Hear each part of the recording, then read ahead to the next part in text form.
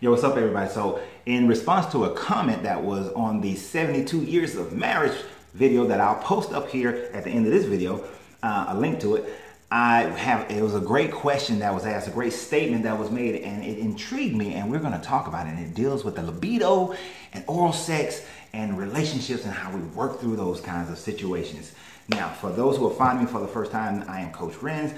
I love to teach people about relationships, about money, about spirituality. Yes, we deconstruct religions and help people to find their own true spirituality. Everybody has a right to believe what they want to believe, to follow whatever faith they want to follow, and everybody has a right to life, liberty, and pursuit of happiness. That is one statement that I will always love. So, as we embark on this journey, I am thankful for anybody and everybody who is a subscriber to my YouTube channel, who follows me on Facebook, who's a Patreon. I really appreciate the patrons. And when we do live events, please hit that bell icon so you'll be notified.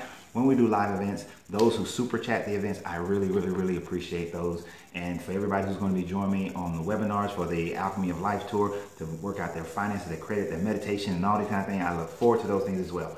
Join me on Tuesdays at 9:30 where we have the Alchemy of Life blog post, as well as live events on Facebook, YouTube, and all those sorts of things. We're going to have two young men this week on Tuesday. We're going to discuss how young people who are not in the traditional religion, how they deal with and handle the holiday season that we just are finishing up on right now. So this video was inspired by the video I did about the 72 years of marriage. The couple I met, they've been married for 72 years. She's 97, he's 96. 72 years of marriage, everything they went through, the great advice that they gave. They gave the great advice about being purposeful in your intentions of how you show love and treat one another. Doing the work, communication, their intimacy. They gave me such great advice. So I want you guys to go and check out that video. It's at the end of this one. I'm going to link it up. So check that video out. So let's get started into the comment. I'm going to put this comment up here for a little bit so that you guys can see it and read it for yourself. And we're going to take it part by part. The first part, because I mentioned in the video that I have a high libido, right? And in having a high libido, that means that I have a high sex drive. And the first part of the statement was, are you sure you have a high libido, or you just want, or just love oral sex performed on you? They said, please know I'm not trying to be funny or rude. Just curious, where does a high libido come from? I want to stop right there, like Rita. Stop right there, Rita. Before we go into the next part. I said that I have a high libido. I didn't really mention a whole lot about oral sex. I don't recall in the video I made, but let's talk about that. Because evidently what was communicated to Naughty Naughty is that I just love having oral sex performing. First, let's understand what lovemaking means to me. Let's get that part. I am a tantric practitioner. I practice Tantra. For those who don't know what Tantra is a Hindu, Indian art of lovemaking that involves connecting emotionally, energetically with your partner, with your mate. You have to understand that in the world of Tantra, sex is not the gratuitous attitude that most Americans have. Sex is not the just for making babies. Making love is the idea. Many of you may have heard the Kama Sutra, which is just the positions involved in Tantra, but all of it is about engaging energetically and emotionally with your partner. I do not practice Tantra with everyone I meet. You have to graduate to a certain level of a relationship status with me for Tantra to be practiced. So let me put that out there first for all you guys. Do not learn Tantra, then practice anything in Tantra with somebody that is a one-night stand, that is a temporary girlfriend, boyfriend, is somebody you do not plan on having a long-lasting relationship. If we're not getting married, that's not going to happen. I'm not going to practice Tantra with you because I do not want to create those connections. Let me give you a tantric practice that many of you may have seen or heard of, but don't realize it's a tantric practice that many doctors now and in the past have told mothers and fathers to do with their children. And I've explained this to you guys before. When my daughters and my son was born, I would lay them heart to heart, to my neck, to my chest, to my naked chest, to their naked chest, heart to heart. And I would breathe with them, getting simultaneous breath with my children. Now, they were taking shorter breaths because they were little, but getting simultaneous breath with my children. and this is from like the moment they came home for like the first 6 to 8 months, almost every night, taking that breath with them, heart to heart, sharing heart energy, creating that connection. Me and my children have a great connection. Now, I wasn't able to do it as much with my son because at the time I was traveling a lot when he was born. But with my daughters, I was able to do it consecutively, consistently for 6 months. And what's interesting is that their mother didn't want to do it when the first child was born. She thought I was being crazy or some esoteric nonsense. What are you talking about, kind of thing. But then the first 2 years of my daughter's life, when I tell you, she was such a daddy's girl that she called her mother daddy. She would not use the term mom. She knew the term, but would not use it. Everything was daddy. She was daddy's girl all day, all night, total and complete. So by the time the second child was born, you know she was doing it. And she did it more with my son, which is why my son is way more connected to his mom than me. And I know some people say that's just the way boys are, but no, there's a lot more to it. It is that instant, that first connection. So in Tantra, many of you have seen the heart hold. I've shown pictures of the heart hold. I'll throw one up right here. But the heart hold position is a great position to start developing a heart and chakra connection with your spouse. Now this heart hold also has different variations so that you can third eye connect with each other and that sort of thing. And let me give a shameless plug. This is part of the book that I'm almost complete. It's almost completed, which is called How to Find Your Divine Soulmate. I'm using chakras and Tantra in order to teach you how to find your divine soulmate. So in that, you have to understand, love, I said I have a high libido, but my libido is not the gratuitousness of sex that most Americans in Western culture have put it in. But it is the total and complete connection that you have with another person. You see, we can have great conversation and develop a friendship, a connection, and feel close to one another. We could share adventures, we can share financially, we can share in wonderful things of life, the birth of a child, we can share the grieving together, we can share all these other emotional things. But the highest form of connection in a relationship comes from when you have a true understanding of what sex really means in the relationship, what it really means in connection. I know many people, because they come from the traditional religions of the Abrahamic religion, sex is always viewed as this immorality thing or this making baby thing, and it's not seen in its true beautiful form. Yes, they mention it a little bit, but it's truly not seen. One, because the devaluation of the woman is devalued in many of these religions, and the marriage is oftentimes, in ancient times, it has been arranged, so the emotional context of marriage wasn't there. And because of those kinds of situations, we are only like maybe 100 years away from that sort of things, probably less, so the effects are still there where true love, true connection of love is not present within a relationship. So sex is that thing that truly connects the relationship. It is to such a degree that even in those ancient times, the marriage didn't start when the pastor, preacher, minister, imam, whomever declared you, the village chief declared you married. No, it was after you had intimacy. That's when the marriage began. That's when you became connected. They just did not truly teach you the inner connection. As a matter of fact, the idea of the holiest of holies and the honeymoon and the immaculate conception all comes from going and learning to understand this true sexual connection. So I have a high libido because I have a high desire for the true connection of a relationship. You see, I cannot be in a relationship where it's just, there's no emotional connection. There's no commitment towards one another. I've been in the relationship where I knew we couldn't get there, so I had to end the relationship because I know the connection couldn't be created. So my statement of having a high libido is basically the desire and the need, I would say need, to have a relationship that is committed at such a high level that we are connected, third eye, we're connected throat chakra, crown chakra, heart chakra, power chakra, sacral chakra, and foundational chakra.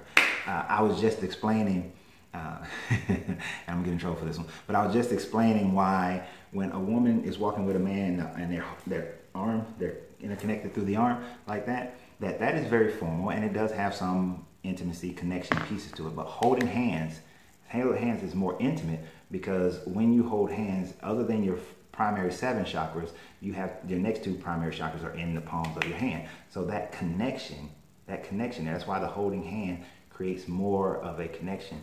And, you know, they had something to say, but we ain't really worried about what they had to say on that one, are we? Nope. So, yeah. Y'all know I like my tea. So, tea from Mystic Mama Herbals. But they asked that, so, or do I just love having oral sex performing? Now, true, I do, oral sex being performed on me is important within the relationship, but it's just as important that I perform it back to the person, that it's reciprocal. And that's where I want to go into the next part of this conversation, is talking about oral sex in general, and well, specifically and in general. So the next part that they said, I often wonder if intercourse is enough or is oral sex a must. I know couples where husbands refuse to have intercourse with their wives because she is not comfortable with oral sex. I think men need to ask themselves, why is it so important, and is it more important than the relationship? Could they or would they be faithful to their significant other if she refuses to engage in oral sex? Would he secretly resent her because she doesn't do it? Thanks again for your video. They are always interesting. There are so many parts within this and in that statement, and I know you guys are going to have some commentary yourself, so please comment down below. But in the relationships, she said, I wonder is intercourse alone enough, or is oral sex a must? Well, here's something that as you get to know someone and meet someone, you should discuss these things early on, because here's let me shift this a little bit. I think the first thing that we need to truly understand is we have to stop finding fault with somebody because they have a preference. They have a preference. In the same way that you may have a financial preference of a man, a woman may have a financial preference of a man. If he is not making X amount of dollars, then that man is not suitable for her. In the same way, if a man doesn't look a certain way, he's not suitable for her. If he doesn't drive a certain car, he's not suitable for her. If he does not have a certain title, he's not suitable for her. If he's not a certain level of melanin, he's not suitable for her. So before we go into that question, let's first establish that people have a right to their preferences. They have a right to their preferences. So when you say, I often wonder is intercourse alone is enough, or is oral sex a must? That's a conversation you have early on, because if it is a must for that man, then of course intercourse is not enough. But he should not be faulted with that. There was a young lady. All right, so I told you guys that I've had 2 massive heartbreaks in my life. About a month after my second massive heartbreak, I ran into an old girlfriend. And when I ran into this old girlfriend, we were having a conversation. And in the conversation, she expressed how she loves to have and requires oral sex performed on her, but that she would not perform it on me or any other man. So of course, we did not get together. We did not have a relationship. So it goes both ways. There are women who want it done but refuse to do it. There are men who want it done but refuse to do it. I know of plenty guys, plenty men who want it done but refuse to do it. This is their preference. And when you ask if intercourse enough is alone, it is not for them. And if that's their preference, they have a right to it. She says, I know couples who refuse to have intercourse with their wives because she is not comfortable with oral sex. They should not have become husband and wife right off the whip. They should not have become, if that is a precursor to you. Well, first of all, they do not understand the beauty of sexual relationships. They do not understand the true intimacy, the joy that is within sexual relationships. It is not just base level pleasure, but the emotional, energetic joy. They don't understand that. That's their first issue. Now, if there were other problems within the relationship or other problems within that in their childhood growth, let me put it this way. I know very few women, very, very, very few women who have not experienced some form of sexual abuse. right? Whether emotional, mental, and most of the time, most of them physical sexual abuse in one form or another. So I don't know many who have not. I only know a few who have never, right? 99% of the women I know have all experienced some form of it. And I'm very thankful that they trust me enough to tell me about it. But if a woman has had some sort of an experience like that, she may have difficulty translating the act of sex into the emotions of love. That she may just be there. But if a man does not understand that, cannot dig deep into that and work through it, this is one of the beauties of Tantra. Tantra is also very healing. And if a man does not understand it, can't work through that, then he may not be a good match for her. All men should learn to understand how to heal from the sexual trauma. And women should learn how to heal from the sexual trauma, not only for themselves, but also for men. Most men have not experienced physical sexual trauma, but most men have experienced emotional and mental sexual trauma in the simplistic thing of men are allowed to go and fulfill their wild oats. Matter of fact, you are expected. You are not a man unless you have hit this one and hit that one. You know, got this one and got that one. Your manhood has been measured based on your conquest. And if you haven't, then you're looked upon as less than of a man. So men grow up. I remember being 10, 11, 12 years old and hearing the guys on the stoop, on the steps and on the corner talking about how, yeah, I got this one, and they're celebrated. The guys who get the most girls, they're celebrated. And if you, and I used to get talked about because I had a girlfriend for a whole year. I had a girlfriend for 2 years in a row. I had a girlfriend for pretty much all the same girl for most of my high school life. And it was like, dude, you ain't had this one, you ain't had that one, man, you weak. You got one girl, that's the only one you done had. Ain't no new. So, all these kinds of things. And you don't understand the psychological damage that most men are walking around with because they've been told this is what being a real man is. Nothing about nurturing, nothing about caring, nothing about connecting emotionally. Most men don't express their emotions. So none of those things are taught. And that leaves men with this psychological abuse that's going on. And then we often will translate that into physical abuse towards a woman or mental abuse towards a woman. It's a vicious, vicious cycle. So when you have a husband who refuses intercourse with his wife because she does not perform oral sex, that husband, one, should have never become her husband until they come to a point of agreement. And the question, but now that they're married already, so now the question is, what do they do?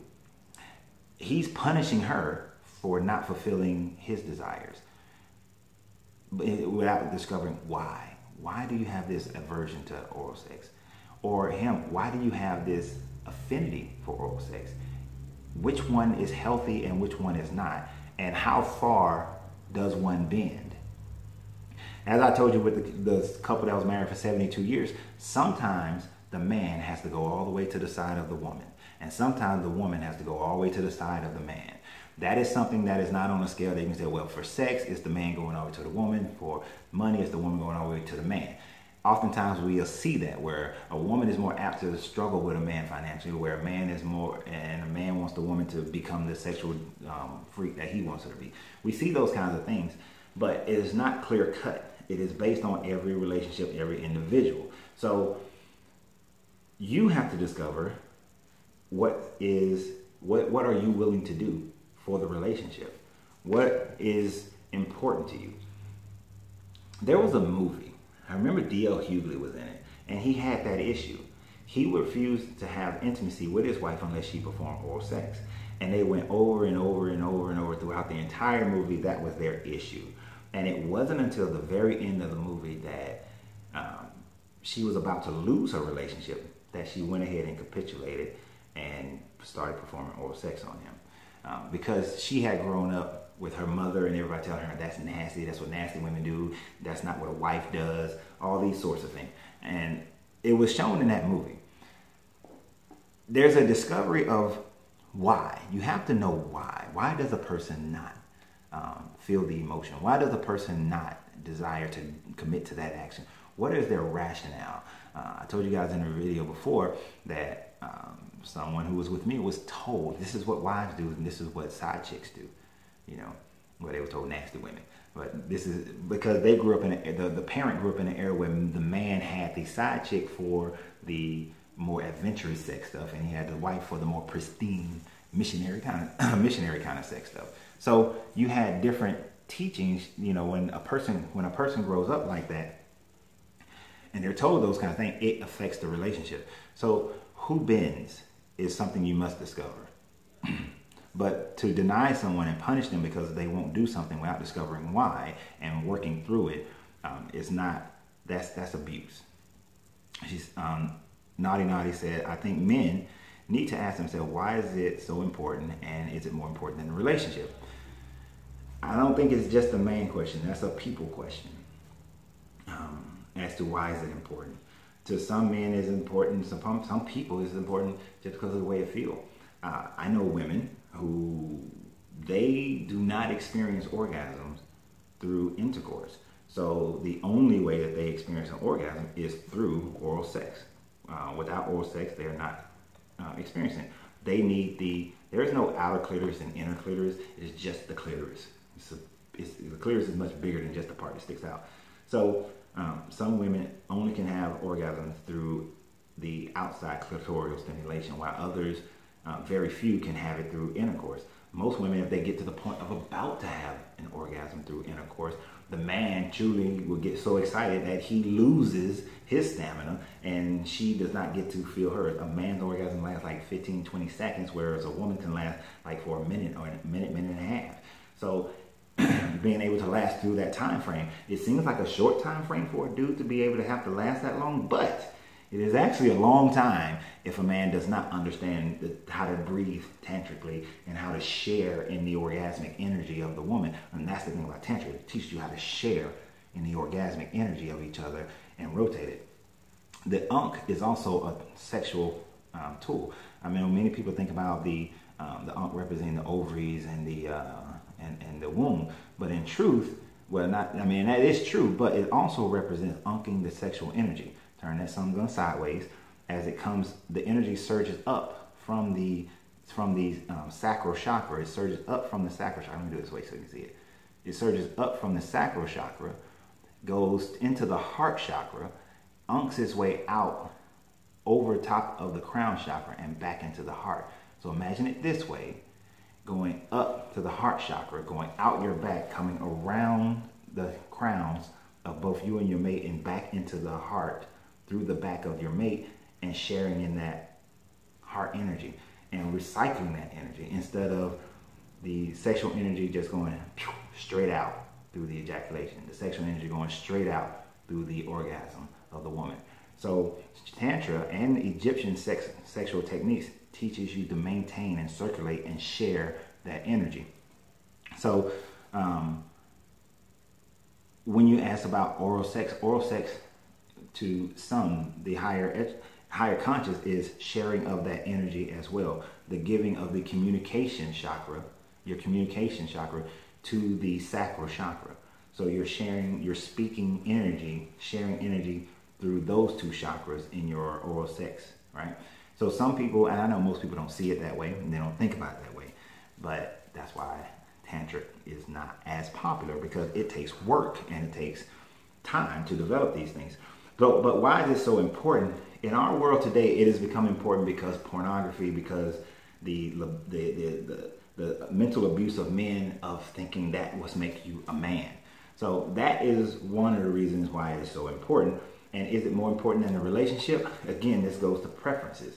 If it is important that that is part of the relationship and the relationship cannot thrive without it, then it is okay for somebody to feel that way. Just in the same way, as I said before, finances is important. It is okay for someone to feel that way as well. So it's about matching up. I don't fault any of the people that I've ever dated and we didn't match up. I don't fault them for and say that, well, they weren't good enough for me. I always say it's a good woman, just not for me. last young lady I dated, good woman, but for someone else, not for me. All right. My ex-wife, great woman, mother of my children, but for someone else, not for me. So anytime a relationship doesn't work, and if that's the reason, good person, good man, good woman, just not a good matchup. Okay? So if it is important, then it's important to them. Now, they must ask themselves why. They must discover why. And is that why good enough for them? Good enough for them. All right? We have to stop trying to force people to be something that they have no desire to be. All right? And say, could they or would they be faithful in a significant other who refuses to engage in oral sex? They may or they may not. Again, why are they with them? Now, I think if at any point you're going to cheat on someone, you should leave that relationship. You know, if you just, that's what you're going to do. If you come to the conclusion, I'm not going to work on this relationship, we're not going to work together, we're not going to try to figure this out, we're not going to try to find a point where we both can find happiness, then you should just leave the relationship, point blank, period. So would they secretly resent her because she doesn't do it? Yeah, they would. They would. They would resent, if they say that, well, I'm just not going to have it, and I'm not going to cheat, they're going to start having resentment because that desire is going to be in them. They're going to feel it. They're going to think about it. It's going to be contemplated. When they're making love, they're going to say to themselves, like, damn, I really wish she would go down there and do that. You know, they're going to think that. So eventually resentment will happen. It will occur, you know. But again, matching up is very vital. If you can match up. Now, if you're already in a relationship, this is where we're going to end this and talk about this last thing. If you're already in a relationship, this is where you have to sit down with each other.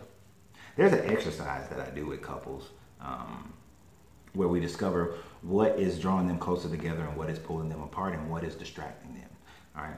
And so you have to sit down and figure out those things. All right. I don't have the diagram. I just thought about it right now. So I don't have the diagram that I can just show you that I use.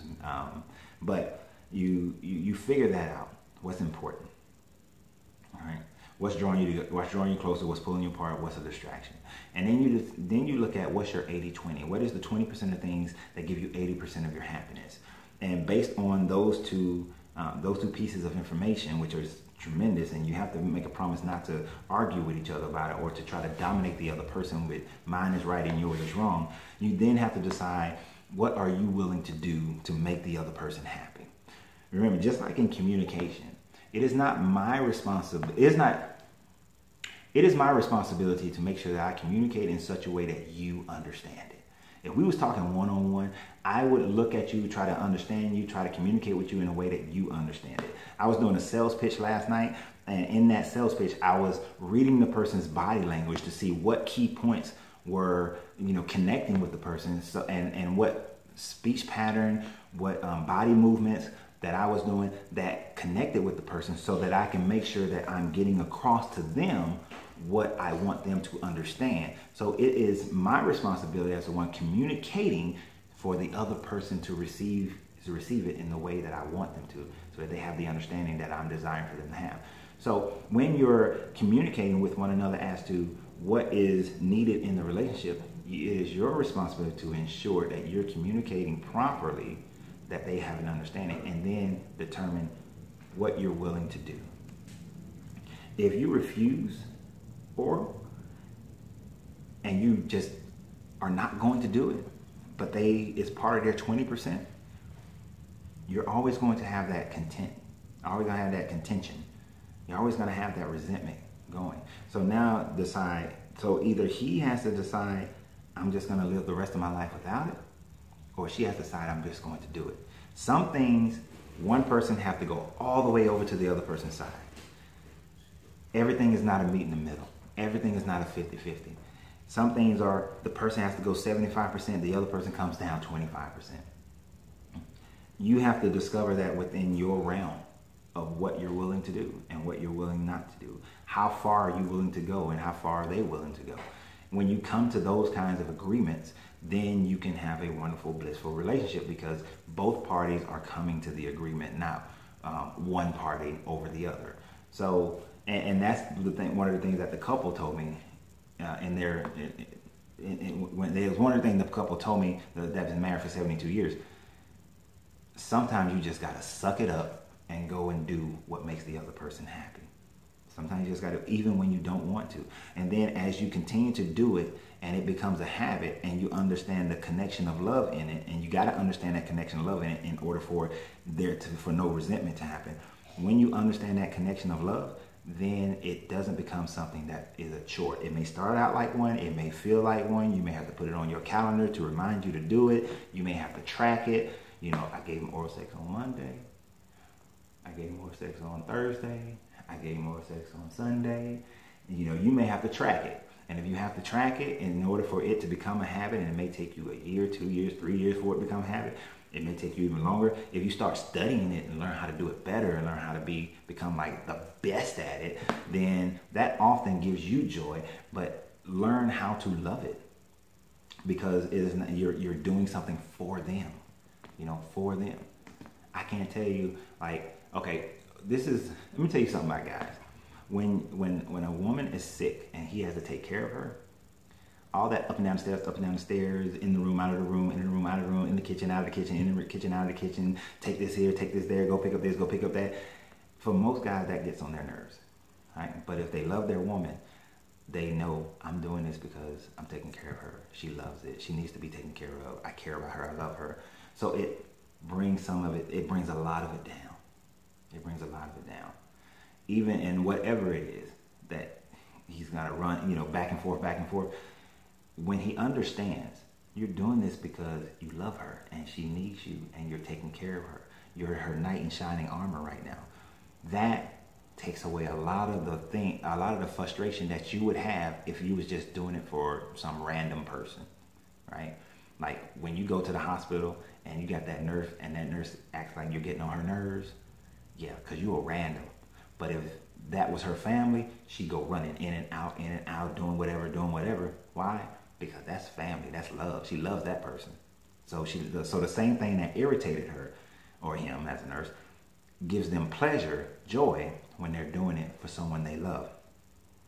So when you understand how all things in the sexual act is truly acts of love, if you can get to that understanding, then all these things that you're pushing away, all these things you're finding resentment about, all these things you're looking at in a negative format, begin to come out differently for you, because you recognize you're doing it for love, they're receiving it as love, and you love to give them love because you are you're getting that love back. And that's the biggest thing. You got to get that love back. It's not,